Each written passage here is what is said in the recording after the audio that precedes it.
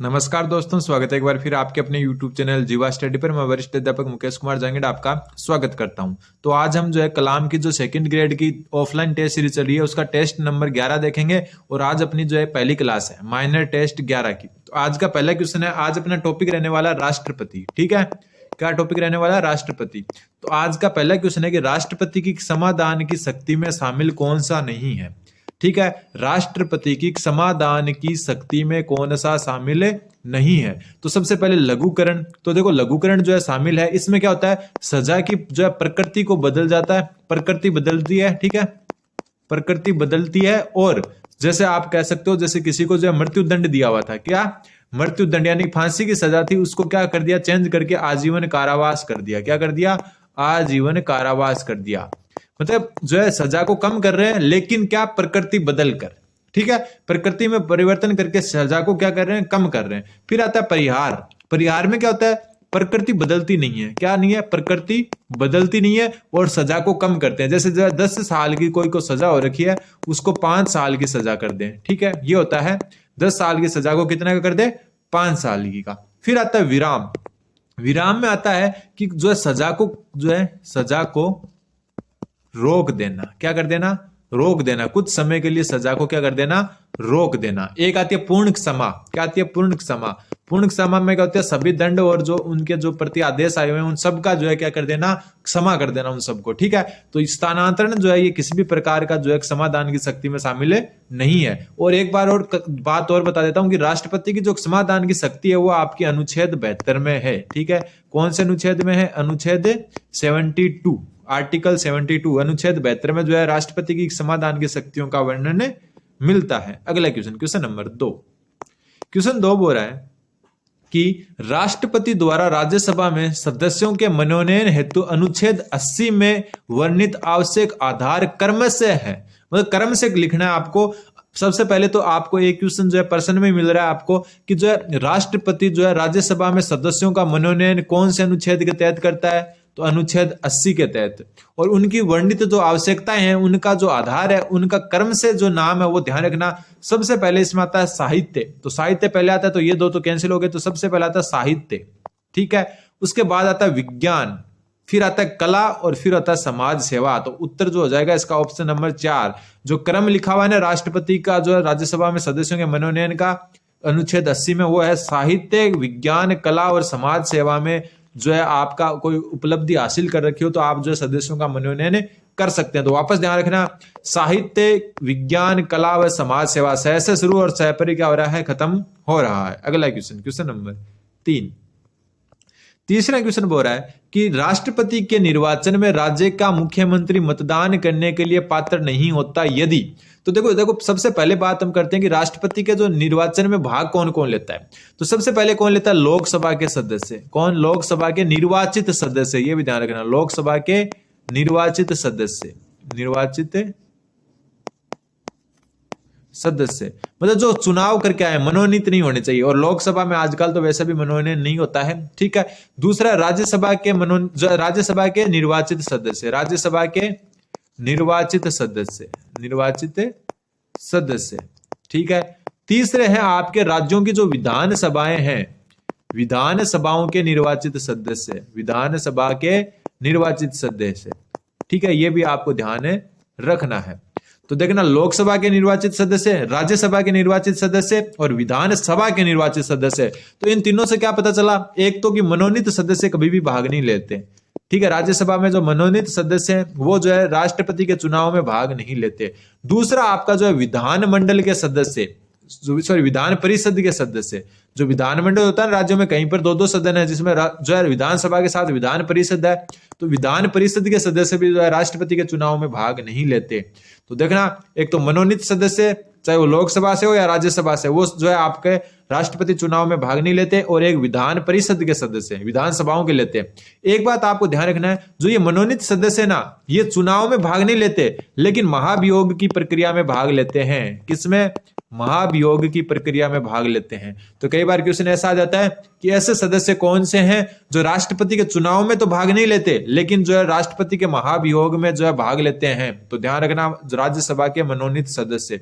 और विधान परिषद के सदस्य तो किसी भी प्रकार से किसी में भाग नहीं लेते, और विधानसभा के जो सदस्य होते हैं ना वो निर्वाचन में तो भाग लेते हैं लेकिन महाभियोग में भाग नहीं लेते। तो ऐसे सदस्य जो राष्ट्रपति के चुनाव में तो भाग लेते हैं, निर्वाचन में तो भाग लेते हैं, लेकिन उसको हटाने में यानी कि महाभियोग में भाग नहीं लेते। कौन नहीं लेता? विधानसभा के सदस्य। और मनोनीत सदस्य चुनाव में भाग नहीं लेते लेकिन हटाने में भाग लेते हैं। तो अब देखो क्वेश्चन देखते हैं कि वह स्वयं प्रत्याशी हो। अगर वह स्वयं प्रत्याशी है तो वो उसमें वोट कर सकता है, तो बिल्कुल कर सकता है। फिर उसे राज्य विधानमंडल के निचले सदन, निचला सदन कौन सा होता है? विधानसभा। निचला सदन कौन सा होता है? विधानसभा में अपना बहुमत सिद्ध करना शेष हो। तो देखो बहुमत सिद्ध करना शेष हो तो इससे कोई फर्क नहीं पड़ता। अगर वो विधायक है तो वो क्या है, वोट दे सकता है, तो ये भी जो है पात्र होंगे। फिर यदि वह कार्यवाहक रूप से नियुक्त मुख्यमंत्री हो तो इससे भी कोई मतलब नहीं है। अगर वो विधानसभा का सदस्य है, चाहे वो कार्यवाहक मुख्यमंत्री हो, फिर भी वो वोट दे सकता है। तो मुख्यमंत्री का कोई रोल ही नहीं है। फिर क्या है, वह राज्य विधानमंडल में उच्च सदन हो गया विधान परिषद, क्या वो विधान परिषद का सदस्य हो गया तो क्या वोट दे पाएगा? तो बिल्कुल नहीं दे पाएगा। तो उत्तर क्या हो जाएगा इसका? ऑप्शन नंबर 4, क्योंकि अपन ऊपर ही बात कर चुके हैं विधान परिषद के सदस्य जो है राष्ट्रपति चुनाव में भाग नहीं लेते। तो विधान परिषद क्या होता है? विधानमंडल का उच्च सदन होता है। तो ऑप्शन 4 इसका सही उत्तर हो जाएगा। अगला क्वेश्चन, क्वेश्चन नंबर 4। चौथा क्वेश्चन क्या बोल रहा है? देखो थोड़ा छोटा करना पड़ेगा क्योंकि क्वेश्चन काफी बड़ा है।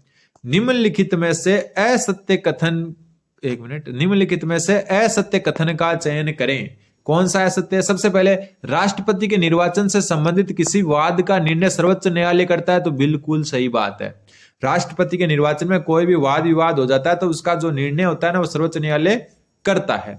फिर राष्ट्रपति का चुनाव अवैध घोषित होने की दशा में उक्त अवधि में राष्ट्रपति द्वारा किए गए कार्य वैध नहीं माने जाते हैं। तो गलत बात है भाई। ये क्या कहना चाहता है कि मान लो कोई चुनाव हुआ राष्ट्रपति का और सर्वोच्च न्यायालय ने उसको ये बता दिया कि ये जो है चुनाव अवैध था, इस चुनाव को जो है यहीं समाप्त किया जाए, दोबारा चुनाव किया जाए। तो मान लो कि 1 महीने बाद में जो है सर्वोच्च न्यायालय कहता है कि ये राष्ट्रपति का चुनाव अवैध है, तो राष्ट्रपति को पद से हटाएंगे। लेकिन उस 1 महीने के दौरान उस राष्ट्रपति ने जो भी कार्य किए हैं ना वो वैध माने जाते हैं। यहाँ पर बोले वैध नहीं माने जाएंगे तो गलत है। उसने जो भी कार्य किए हैं वो वैध माने जाएंगे भले ही राष्ट्रपति अवैध घोषित कर दिया जाए। तो ये गलत हो गया। फिर राष्ट्रपति के निर्वाचन के संबंध में विधि बनाकर प्रक्रिया का निर्धारण करने की शक्ति संसद में निहित है। तो बिल्कुल, संसद चाहे तो निर्वाचन की प्रणाली चेंज कर सकता है। राष्ट्रपति निर्वाचन की प्रणाली संसद चाहे तो चेंज कर सकता है। फिर निर्वाचक मंडल में किसी प्रकार की रिक्ति होने की दशा में राष्ट्रपति का चुनाव स्थगित नहीं होता। तो बिल्कुल सही है। निर्वाचक मंडल क्या हो गया? अभी ऊपर वाले क्वेश्चन में बात किया था, लोकसभा राज्यसभा के निर्वाचित सदस्य और विधानसभा के निर्वाचित सदस्य। अगर कहीं पर पद खाली है, मान लो कहीं 4 जो है विधायक उपलब्ध नहीं है, कहीं 4 सांसद उपलब्ध नहीं है, तो उससे कोई फर्क नहीं पड़ेगा। कोई भी जो है राष्ट्रपति चुनाव को स्थगित नहीं किया जाएगा भले ही निर्वाचक मंडल अधूरा ही क्यों ना हो। तो ऑप्शन 2 इसका सही उत्तर हो जाएगा क्योंकि अपने को पूछा था असत्य कथन। अगला क्वेश्चन, क्वेश्चन नंबर 5। पांचवा क्वेश्चन बोल रहा है कि निम्नलिखित में से कौन सा एक कार्य राष्ट्रपति का नहीं है? ठीक है, सबसे पहले देखते हैं, संसद के किसी सदन का सत्र आहूत करना, मतलब किसी जो संसद है उसके किसी भी सदन का जो सत्र है उसको आहूत करने की शक्ति जो है राष्ट्रपति के पास है। तो बिल्कुल है। संसद के किसी सदन का सत्रावासन करना, मतलब संसद का जो सत्र, जो संसद के किसी भी सदन का जो सत्र है उसको समाप्त, मतलब वो जब लास्ट के स्टेज पर होता है उसको बंद करने का भी जो अधिकार किसके पास है? राष्ट्रपति के पास है। फिर संसद के किसी सदन की बैठक को स्थगित करना, तो ये गलत हो गया। ठीक है, राष्ट्रपति जो है किसी संसद के जो है किसी भी सदन की बैठक को स्थगित नहीं कर सकता, उसके सत्र को स्थगित कर सकता है, यहां तक कि लोकसभा को भी विघटित कर सकता है, लेकिन उसके किसी सदन की बैठक को स्थगित नहीं कर सकता। दोनों सदनों की जो है साथ में बैठक बुला जरूर सकता है, बैठक बुला जरूर सकता है, लेकिन किसी बैठक को स्थगित नहीं कर सकता। तो ऑप्शन 3 इसका सही उत्तर हो जाएगा। अगला क्वेश्चन, क्वेश्चन नंबर 6। ये क्वेश्चन बहुत अच्छा क्वेश्चन है। देखो क्वेश्चन 6 क्या बोल रहा है कि द्रौपदी जो मुर्मू है वो देश की व्यक्ति कौन सी राष्ट्रपति है? तो देखो द्रौपदी जो मुर्मू है ना वैसे तो 16वीं राष्ट्रपति है। कौन सी? 16वीं। लेकिन अगर व्यक्तिगत बात करें, व्यक्तिगत बात करें तो ये 15वीं ही है। कौन सी है? 15वीं। ये ध्यान रखना। अगर हम द्रौपदी मुर्मू जी की बात करें तो वह जो है 16वीं जो है भारत की जो है 16वीं राष्ट्रपति है। लेकिन अगर व्यक्तिगत बात करें, मैं तो व्यक्तिगत बात करें, मतलब जो है कितने व्यक्ति आज तक जो है राष्ट्रपति रह चुके, तो उस हिसाब से ये 15वीं ही है। क्यों? क्योंकि 2 बार जो है लगातार जो है राष्ट्रपति कौन रहे थे? प्रथम राष्ट्रपति कौन थे? जिनका नाम है राजेंद्र प्रसाद। वो लगातार 2 बार रहे थे, राजेंद्र प्रसाद। तो ये व्यक्तिगत रूप से 2 बार रहे थे, इसलिए जो है राष्ट्रपति ये 16वीं है, लेकिन व्यक्तिगत रूप से 15वीं है। तो यहां व्यक्तिगत रूप से पूछा तो उत्तर क्या हो जाएगा आपका दूसरा। आज तक सिर्फ 2 ही महिलाएं जो है आपकी जो है राष्ट्रपति रही है। एक तो आपको पता है प्रतिभा देवी सिंह पाटिल, और दूसरी थी आपकी जो है ये द्रौपदी मुर्मू, जो अभी वर्तमान में है अपने राष्ट्रपति। ठीक है, और अब बात करते हैं कि आज तक जो है ना, आज तक 7 महिलाएं चुनाव में खड़ी हो चुकी है। 7 महिलाएं जो है राष्ट्रपति चुनाव में खड़ी हो चुकी हैं, राष्ट्रपति चुनाव में खड़ी हो चुकी है। कितनी महिलाएं? 7 महिलाएं। और एक बात और ध्यान रखना, प्रथम महिला जो राष्ट्रपति चुनाव में खड़ी हुई थी उनका नाम है कृष्णा कुमार है, कुमारी नहीं है लेकिन है महिला, कृष्णा कुमार चटर्जी। ये 1952 में जो है राष्ट्रपति चुनाव में खड़ी हो चुकी है। तो आज तक 7 महिलाएं राष्ट्रपति चुनाव में खड़ी हो चुकी है, जिनमें से 2 ही राष्ट्रपति बन पाई है। और जो द्रौपदी मुर्मू है वो 16वीं जो है राष्ट्रपति है, लेकिन व्यक्तिगत रूप से वो है कौन सी? 15वीं। ठीक है, इसके अलावा आप जो है थोड़े से और फैक्ट वगैरह याद रखना चाहो तो एक और बता देता हूं मैं कि एक नाम है चौधरी हरिराम। क्या नाम है? चौधरी हरिराम। और जो चौधरी हरिराम जी है ना, ये आपके 5 बार तक सर्वाधिक बार जो है राष्ट्रपति चुनाव लड़ चुके हैं। भले ही जो है इन्होंने कभी राष्ट्रपति चुनाव जीता नहीं हो, लेकिन सबसे ज्यादा बार चौधरी हरिराम जो है 5 बार जो है राष्ट्रपति चुनाव लड़ चुके हैं। अगला क्वेश्चन नंबर 7। 7वां क्वेश्चन आपको जो है छोड़ना पड़ेगा क्योंकि गलत आया हुआ है। 8वां क्वेश्चन है कि किस अनुच्छेद के तहत राष्ट्रपति द्वारा अध्यादेश जारी किया जाता है?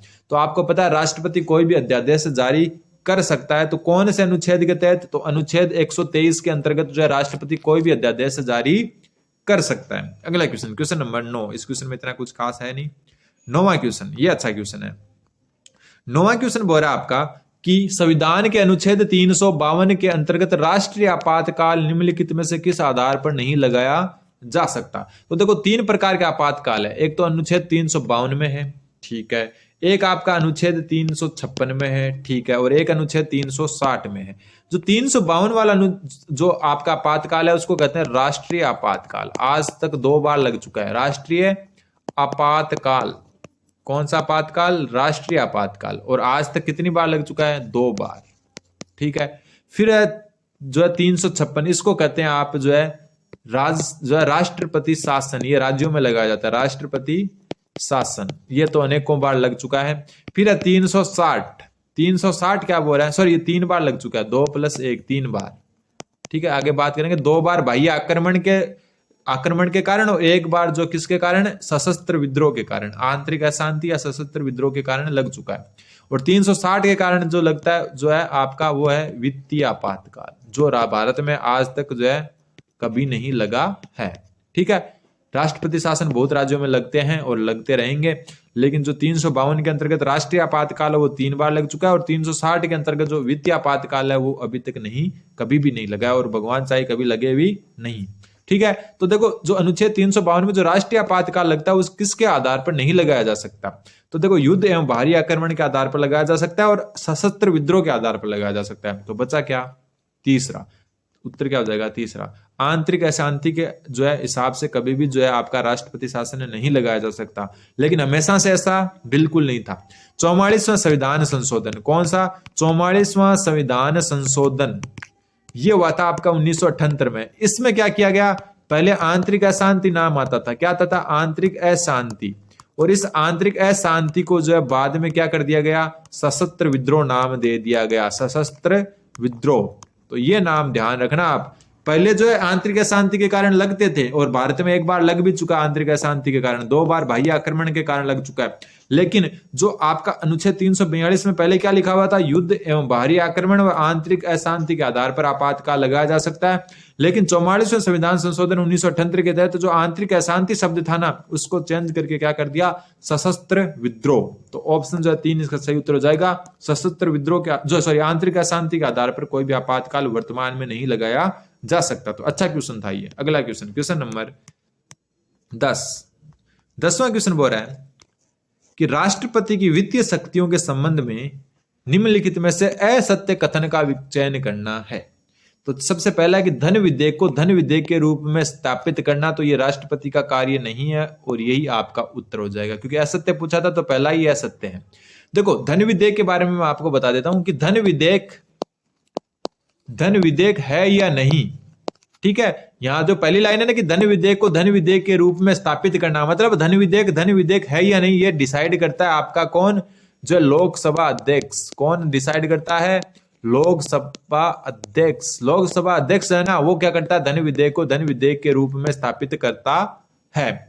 फिर राष्ट्रपति क्या करता है? तो राष्ट्रपति धन विधेयक से संबंधित एक ही काम करता है कि जो है इसकी पूर्व अनुमति लेनी पड़ती है। मतलब धन विधेयक को जो है सदन में पेश करने से पहले पूर्व अनुमति किसकी मिलेगी? राष्ट्रपति की। ठीक है, लेकिन स्थापित कौन करेगा कि धन विधेयक है? लोकसभा अध्यक्ष। लेकिन पूर्व अनुमति राष्ट्रपति की चाहिए, तो पहला जो है गलत हो गया। पूर्व अनुमति होता तो जरूर जो है सही होता। फिर वार्षिक वित्तीय विवरण, जिसको हम बजट कहते हैं, वो संसद के समक्ष रखना भी जो है राष्ट्रपति के नाम से रखा जाता है, तो बिल्कुल सही है। फिर अनुदान की कोई भी मांग उसकी सिफारिश के बिना नहीं की जा सकती, तो यह भी बिल्कुल सही है। कोई भी अनुदान की मांग करोगे तो राष्ट्रपति की सहमति जरूरी है। प्रत्येक 5 वर्ष में वित्त आयोग का गठन करना भी किसका काम है? तो यह भी किसका? राष्ट्रपति का। तो पहला गलत हो गया। क्यों? क्योंकि धन विधेयक को धन विधेयक के रूप में स्थापित लोकसभा अध्यक्ष करता है, लेकिन जो धन विधेयक है उसको जो है राष्ट्रपति की पूर्व अनुमति के बिना जो है पेश नहीं किया जा सकता। तो यह जो है पहला ही इसका गलत उत्तर हो गया। मतलब सत्य मान असत्य पूछना था, पहला हो गया। अगला क्वेश्चन नंबर 11 क्वेश्चन बोल रहा है, राष्ट्रपति के संदर्भ में निम्नलिखित कथनों पर विचार करें और सत्य कथन का चयन करें। सबसे पहले राष्ट्रपति जो है के लिए न्यूनतम आयु 30 वर्ष होनी चाहिए, तो गलत बात है भाई। राष्ट्रपति के लिए न्यूनतम आयु आपकी 35 वर्ष होनी चाहिए। कितनी वर्ष? 35 वर्ष। तो पहला ही गलत हो गया। फिर भारत के मुख्य न्यायाधीश को पद की शपथ राष्ट्रपति द्वारा दिलाई जाती है, तो बिल्कुल सही बात है। ठीक है, जो आपकी जो भारत का मुख्य न्यायाधीश होता है ना, उसको राष्ट्रपति जो है क्या करता है? शपथ दिलाता है और उल्टा करता है। ये इसको दिलाता है और ये इसको दिलाता है, दोनों जो है आपस में सल्ट लेते हैं। फिर भारत का राष्ट्रपति कार्यपालिका का अध्यक्ष होता है, तो बिल्कुल सही है। तो दूसरा और तीसरा सही है और पहला क्या है? गलत। तो पहला गलत, दूसरा तीसरा सही, तो ऑप्शन 3 इसका सही उत्तर हो जाएगा। अगला क्वेश्चन नंबर 12वां क्वेश्चन है वापस कि राष्ट्रपति की आपातकालीन शक्तियों के संदर्भ में निम्नलिखित कथनों पर विचार करना और सत्य कथन बताना है। आंतरिक अशांति के आधार पर केवल एक बार राष्ट्रीय आपातकाल की घोषणा हुई है, तो बिल्कुल सही बात है। ऊपर बात कर चुके, जो अनुच्छेद 352 के तहत जो है आंतरिक अशांति के कारण जो है कितनी बार? एक बार जो है क्या लगा है? राष्ट्रीय आपातकाल लगा है। और बाह्य आक्रमण के कारण 2 बार लगे हैं। तीनों को हम जान लेते हैं। सबसे पहले हम बाह्य आक्रमण की बात करें तो भारत चीन जो युद्ध हुआ था उसके टाइम 1962 में लगा था। ठीक है, और जो थोड़ा सही लिख देते हैं, भारत चीन युद्ध के टाइम 1962, और राष्ट्रपति कौन थे? सर्वपल्ली राधाकृष्णन। ठीक है, ये जो है किसके कारण लगा? बाह्य आक्रमण के कारण। बाह्य आक्रमण के कारण। दूसरा भी बाह्य आक्रमण के कारण भारत पाक युद्ध हुआ था। भारत पाक युद्ध कब हुआ था? ये 1971 में। और इस समय राष्ट्रपति कौन थे? वीवी गिरी। कौन थे राष्ट्रपति? वीवी गिरी। अब जो है आंतरिक अशांति के कारण लगा था 1975 में। अगर जून डेट याद रखनी है तो ध्यान रखना, 25 जून 1975 में आंतरिक अशांति के कारण। ठीक है, और राष्ट्रपति कौन थे? फखरुद्दीन अली अहमद। कौन थे?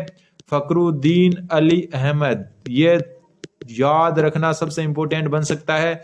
और प्रधानमंत्री थी इंदिरा गांधी। ठीक है, ये ध्यान रखना। तो आंतरिक अशांति, और फिर तो 44 संविधान संशोधन के 1978 के बाद तो आंतरिक अशांति नाम ही हटा दिया गया, जैसा ऊपर पढ़ के रहे हैं। तो पहला तो बिल्कुल सही है। फिर वित्तीय आपातकाल के दौरान न्यायाधीशों को छोड़कर सभी अधिकारियों का वेतन कटौती की जाती है, तो ये गलत है।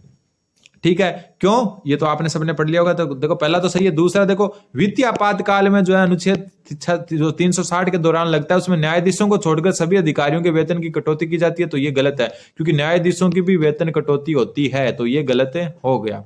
फिर किसी भी परिस्थिति में किसी राज्य में 1 वर्ष से अधिक समय के लिए राष्ट्रपति शासन नहीं रह सकता, तो ये भी गलत है। क्यों? क्योंकि अधिकतम 3 वर्ष तक राष्ट्रपति शासन रह सकता है। कितने वर्ष तक? 3 वर्ष तक। ठीक है, 6 माह बढ़ाकर जो है 3 वर्ष तक जो है राष्ट्रपति जो शासन है वो राज्य में रह सकता है। तो दूसरा और तीसरा दोनों ही गलत है। तो 12वें का उत्तर हो जाएगा आपका ऑप्शन नंबर 3। केवल एक ही सत्य है। अगला क्वेश्चन नंबर 13वां क्वेश्चन बोल रहा है, राष्ट्रपति के संबंध में सुमेलित बताना है। सबसे पहले अनुच्छेद 54 कहता है राष्ट्रपति निर्वाचन में निर्वाचक मंडल। जो राष्ट्रपति का निर्वाचक मंडल है वो अनुच्छेद 54 में वर्णित है। अनुच्छेद 56 में है राष्ट्रपति की कार्यावधि। ठीक है। अनुच्छेद 57 में है पुनर्निर्वाचन की पात्रता की राष्ट्रपति पुनर्निर्वाचित कैसे हो सकता है, तो गलत कौन सा हो गया, ऑप्शन 4, क्योंकि जो 59 है ना अनुच्छेद, इसमें जो है राष्ट्रपति पद की शर्तें दी हुई है। क्या दी हुई है, शर्तें, और पद हेतु अर्हताएं, जो हम कह सकते हैं योग्यताएं, क्या योग्यताएं, योग्यताएं और योग्यताएं जो आपकी, एक मिनट, राष्ट्रपति पद की योग्यताएं कहां दी हुई है, जिनको अर्हताएं कहते हैं, ये आपके अनुच्छेद 58 में दी हुई है। तो चौथा क्या हो गया, इसका सही उत्तर हो गया। अगला क्वेश्चन, क्वेश्चन नंबर 14वां क्वेश्चन बोल रहा है कि राष्ट्रपति का निर्वाचन कैसे होता है। तो निर्वाचक मंडल के बारे में तो हम पहले क्वेश्चन में देख चुके, कौन कौन भाग लेता है। तो इनका सबसे पहले तो देखो, जनता डायरेक्ट नहीं चुनती, तो क्या होता है, अप्रत्यक्ष चुनाव होता है। तो ये तो गलत हो गया, प्रत्यक्ष वाला, ये अप्रत्यक्ष है और ये प्रत्यक्ष है। देखो प्रत्यक्ष वाले तो गलत हो गए। प्रत्यक्ष का मतलब होता है जनता जो है सीधा चुनती है, तो जनता सीधा नहीं चुनती तो अप्रत्यक्ष तो बिल्कुल होगा। ठीक है, अब बात करें खुला मतदान। खुला मतदान नहीं होता भाई, गुप्त मतदान होता है, कौन किसको वोट दे रहा है पता ही नहीं चलता। और एकल संक्रमणीय मत प्रणाली, तो क्या हो गया, एकल संक्रमणीय मत प्रणाली के अप्रत्यक्ष रूप से गुप्त मतदान से राष्ट्रपति का चुनाव होता है। तो 14 नंबर में होगा ऑप्शन नंबर 1, अप्रत्यक्ष और गुप्त मतदान होता है, ध्यान रखना। अगला क्वेश्चन, क्वेश्चन नंबर 15 क्वेश्चन बोला, निम्न में से कौन उच्चतम न्यायालयों के मुख्य न्यायाधीश, उच्चतम न्यायालय के मुख्य न्यायाधीश और कार्यवाहक राष्ट्रपति और फिर उपराष्ट्रपति भी रहे हैं। तीन चीजें हैं, एक तो सुप्रीम कोर्ट के जो है चीफ जस्टिस रहे हैं, प्लस में जो है वो क्या रहे हैं, कार्यवाहक राष्ट्रपति रहे हैं, कार्यवाहक राष्ट्रपति रहे हैं, और प्लस में वो राष्ट्रपति नहीं रहे, उपराष्ट्रपति रहे हैं। क्या रहे हैं, उपराष्ट्रपति। तो ऐसे हैं एकमात्र ऑप्शन नंबर 2 मोहम्मद हिदायतुल्लाह। ठीक है, 15 का क्या हो जाएगा, ऑप्शन नंबर 2। अगला क्वेश्चन, क्वेश्चन नंबर 16वां क्वेश्चन बोल रहा है, ये क्वेश्चन बहुत अच्छा है, इसको भी थोड़ा नोट कर लेना आप। निम्न में से कौन सा संवैधानिक पदाधिकारी राष्ट्रपति के प्रसाद पर्यंत अपने पद पर आसीन रहता है। मतलब जब तक राष्ट्रपति चाहे तब तक कौन जो है आपका जो है प्रसाद पर्यंत तक क्या रह सकता है, अपने पद पर जो है आसीन रह सकता है। तो देखो, संघ सरकार के मंत्री तो बिल्कुल सही है, राज्यों के राज्यपाल तो बिल्कुल सही है, राज्यों के मुख्यमंत्री नहीं रह सकते। ये कब तक रहते हैं, ये राज्यपाल के प्रसाद पर्यंत रहते हैं। किसके, राज्यपाल के प्रसाद पर्यंत रहते हैं। तो ये तो क्या हो गया आपका जो है तीसरा तो नहीं होगा। ठीक है, अब चौथा देखो, सबसे इंपॉर्टेंट ही चौथा बनता है, ये इसका सही होगा। जो दिल्ली राष्ट्रीय राजधानी राज्य क्षेत्र है ना, उसके मंत्री भी जो है राष्ट्रपति के प्रसाद पर्यंत तक पद धारण करते हैं। ठीक है, दिल्ली राष्ट्रीय राजधानी राज्य के क्षेत्र के जो मंत्री है ना, वो भी जो है राष्ट्रपति के पद जो है प्रसाद पर्यंत तक पद धारण करते हैं। तो ये भी मोस्ट इंपोर्टेंट है। तो पहला, दूसरा, चौथा, इसका सही उत्तर हो जाएगा पहला, दूसरा और चौथा। अब देखो ऑप्शन नंबर 3। अगला क्वेश्चन, क्वेश्चन नंबर 17वां क्वेश्चन क्या पूरा है कि निम्न में से सत्य कथन बताना है। क्या बताना है, सत्य कथन बताना है। सबसे पहले, राष्ट्रपति भारतीय सेनाओं का सर्वोच्च कमांडर होता है। तो बिल्कुल सही है, भारतीय सेनाओं का सर्वोच्च कमांडर कौन होता है, राष्ट्रपति। फिर राष्ट्रपति विदेशी के क्षेत्र में भारत का प्रतिनिधित्व करता है। तो बिल्कुल, विदेश में जहां भी कोई डील होती है ना, वो भले ही प्रधानमंत्री जाओ चाहे विदेश मंत्री जाओ, वो किसके नाम से होती है, वो राष्ट्रपति के नाम से होती है। विदेश में कोई भी संधि या डील होती है वो राष्ट्रपति के नाम से होती है, भले ही वो प्रधानमंत्री करे या जो है विदेश मंत्री करे या रक्षा मंत्री ही क्यों ना करे। फिर राष्ट्रपति मंत्रियों में संघ सरकार के कार्य के आवंटन के लिए नियम बनाएगा। तो ये भी सही है। तो 1, 2 और 3 तीनों ही सही है। जो राष्ट्रपति होता है मंत्रियों में, जो संघ सरकार के मंत्री होते हैं उनमें कार्य का आवंटन करता है। तो तीनों ही सही है। तो ऑप्शन 4 सही उत्तर हो जाएगा। अब देखो 18वां क्वेश्चन, थोड़ा मेरे को जो है ये क्वेश्चन सबसे पहली बार, मैंने भी पहली बार देखा है और आपको भी थोड़ा सा ध्यान रखना है। देखो, जो आपके केंद्रीय, जो जितने भी केंद्रीय विश्वविद्यालय होते हैं ना, कौन से केंद्रीय विश्वविद्यालय, केंद्रीय विश्वविद्यालय, उन सबका जो है ना कुलाधिपति कौन होता है, तो उन सबका जो कुलाधिपति होता है राष्ट्रपति। ठीक है, राज्य के जितने भी विश्वविद्यालय हैं उनका तो होता है राज्यपाल, लेकिन जो केंद्रीय विश्वविद्यालय है उनका कुलाधिपति होता है राष्ट्रपति। लेकिन एक मस्त यूनिक क्वेश्चन ये है कि निम्नलिखित में से विश्व भारती क्या है, विश्व भारती ये जो है शांति निकेतन जो है रविंद्रनाथ टैगोर द्वारा जो है स्थापित एक विश्वविद्यालय है। क्या है, विश्वविद्यालय, नाम क्या है, विश्व भारती। और इसके कुलाधिपति जानकर आपको हैरानी होगी, इसके कुलाधिपति होते हैं भारत के प्रधानमंत्री। इंपोर्टेंट क्वेश्चन है, एकमात्र विश्वविद्यालय विश्व भारती जिसके जो है कुलाधिपति आमतौर पर केंद्रीय विद्यालयों के कौन होते हैं, राष्ट्रपति, और राज्य के जो विश्वविद्यालय उनका कौन होता है, उनके होते हैं आपके राज्यपाल। लेकिन यहाँ पर एकमात्र जो है विश्व भारती विश्वविद्यालय है जिसके जो है प्रधानमंत्री क्या है, कुलाधिपति हैं। मोस्ट इंपोर्टेंट क्वेश्चन बनता है क्वेश्चन नंबर 19। 19वां क्वेश्चन बोल रहा है, थोड़ा छोटा करना पड़ेगा। 19वां क्वेश्चन बोल रहा है कि निम्नलिखित में से किस एक संविधान में प्रधानमंत्री, निम्नलिखित में से किस एक का भारत के संविधान में प्रधानमंत्री के कर्तव्य के रूप में उल्लेख नहीं किया गया। ठीक है, जो नीचे 4 ऑप्शन दिए गए हैं उसमें से किसका उल्लेख जो है संविधान में जो है प्रधानमंत्री के कर्तव्य के रूप में नहीं किया गया।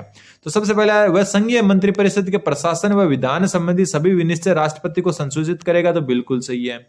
फिर आपका कि वह संघ सरकार के प्रशासन व विधान संबंधी जो जानकारी राष्ट्रपति मांगे वह उसको देगा। तो बिल्कुल सही है। फिर वह संघ सरकार के रक्षा तथा विदेश विषयक प्रस्तावनाओं की सूचना यथाशीघ्र राष्ट्रपति को देगा। तो ये गलत है। ठीक है, रक्षा और विदेश संबंधी कोई सूचना जो है यथाशीघ्र राष्ट्रपति को देगा, ऐसा जो है कहीं भी उल्लेख नहीं है। फिर वह किसी विषय पर जिस पर किसी मंत्री ने विनिश्चय कर लिया हो किंतु मंत्रिपरिषद ने विचार नहीं किया हो, ऐसे विषय राष्ट्रपति द्वारा अपेक्षा किए जाने पर मंत्री परिषद के समक्ष रखेगा। तो बिल्कुल सही है। तो ऑप्शन 3 इसका सही उत्तर हो जाएगा, क्योंकि अपने को क्या पूछा था, उल्लेख नहीं पूछा था। आज का लास्ट क्वेश्चन 20वां क्वेश्चन, ये भी क्वेश्चन अच्छा है। प्रधानमंत्री के संदर्भ में सत्य कथन बताओ। तो प्रधानमंत्री क्या होता है? प्रधानमंत्री सदैव लोकसभा का सदस्य होता है? तो बिल्कुल नहीं। 4 जो है ना, 4 प्रधानमंत्री नाम मैं आपको बता देता हूं। सबसे पहले इंदिरा गांधी। कौन? इंदिरा गांधी। दूसरे एच.डी. देवगौड़ा। कौन? एच.डी. देवगौड़ा। और इसके अलावा तीसरे हैं आपके इंद्र कुमार गुजराल। इंद्र कुमार गुजराल। और चौथे हैं आपके मनमोहन सिंह। कौन? मनमोहन सिंह। ये 4 राष्ट्रपति, इंदिरा गांधी, एच.डी. देवगौड़ा, इंद्र कुमार गुजराल और मनमोहन सिंह, ये 4 ऐसे जो है क्या है, प्रधानमंत्री है जो राज्यसभा के सदस्य थे। ठीक है, क्या थे? राज्यसभा के सदस्य। तो जरूरी नहीं है कि सदैव लोकसभा का सदस्य हो। ठीक है, प्रधानमंत्री सदैव लोकसभा का नेता होता है, तो ये भी जरूरी नहीं है। तो ये भी गलत हो गया। फिर है प्रधानमंत्री सदैव लोकसभा में बहुमत दल का नेता होता है। बिल्कुल सही, भले ही वो सदस्य राज्यसभा का हो। ठीक है, माना जैसे ये 4 जो है ना आपके जो प्रधानमंत्री थे, कौन कौन? जो एच.डी. देवगौड़ा, इंद्र कुमार गुजराल, ठीक है, और आपके मनमोहन सिंह, ये चारों जो है राज्यसभा के सदस्य थे लेकिन भारत के प्रधानमंत्री थे। लेकिन इनको जो चुना किसने था? इसको चुना था लोकसभा में जो है सांसद होते हैं, उनका बहुमत दल होता है ना, जो लोकसभा में सबसे ज्यादा जो बहुमत प्राप्त होता है, उस दल का नेता था। भले जो है सदस्य लोकसभा का नहीं हो, लेकिन जो है सदैव क्या होता है? लोकसभा में बहुमत दल का नेता होता है। और फिर वह प्रधानमंत्री सदैव लोकसभा का नेता होता है। तो ये भी गलत हो गया। तो ऑप्शन नंबर 3 इसका सही उत्तर हो जाएगा। तो आज की क्लास में बस इतना ही। आगे क्लास के लिए आप बने रहे जीवा स्टडी के साथ। धन्यवाद। बने रहे जीवा स्टडी के साथ।